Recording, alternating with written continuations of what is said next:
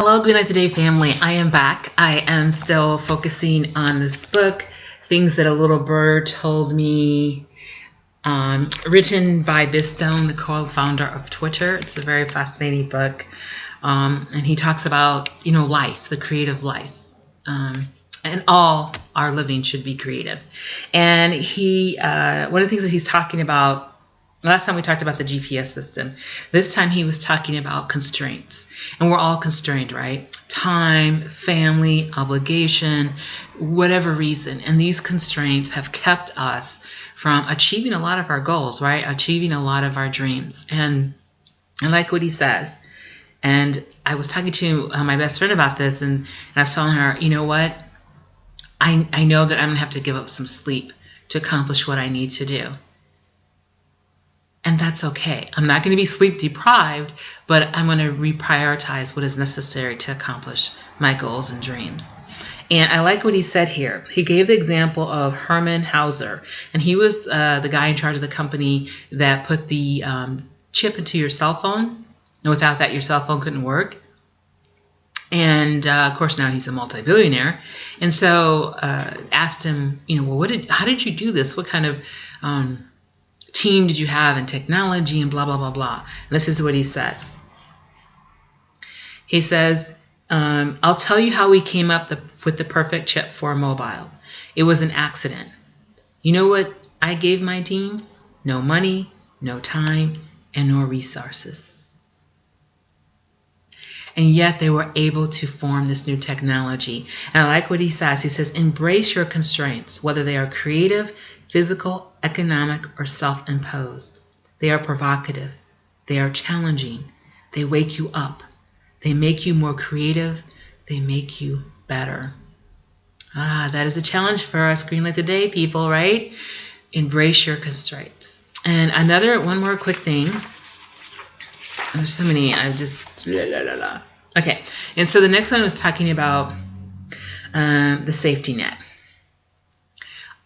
We all need safety nets, right?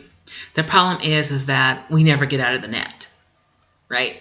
We rely on it. It's there. We need it. We don't function well without it.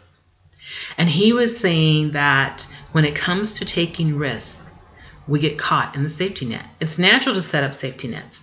I've often met with entrepreneurs who tell me they are hanging on to their job and tinkering at night on their passion. Of course they are. They need to feed their families.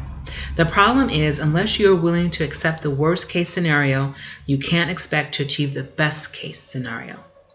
If it's going to reach the potential you dream it will, your true calling needs all your attention. Willingness to take risks is the path to success. And he gives an example of the movie Gattaca, and I didn't see it, but there's two brothers. One, I'll call him Vincent. He's genetically superior. He's been bred to be genetically superior. And then the other brother is Anton, who just is inferior in every way. And so Vincent challenges Anton to a race across like this sea that goes really far out. Because he figures, I'm going to win this race, right? I'm genetically superior. So they go, and Anton wins the race. And Vincent is shocked. He's like, but I'm genetically superior. But Anton knew that he had to win that race.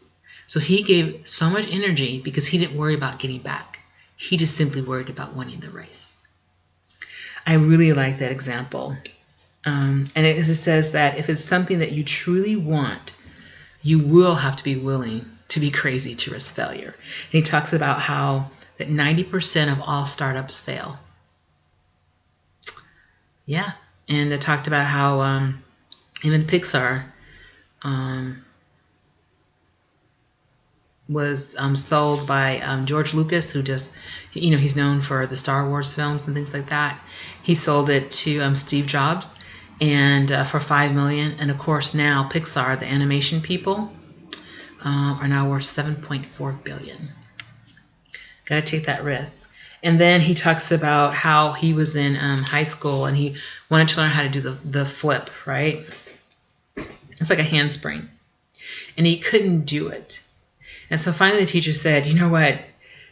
This is how you do it. You stand with your arms up and your palms open, and then bend as if you're going to sit down, arch your back, and let yourself pass point the putter recovery. When you feel your fingers touch the ground, then push up with your toes. The key is being willing to fall past the control point. If you can give in to risk of that, then you can perform the hamstring with very little effort.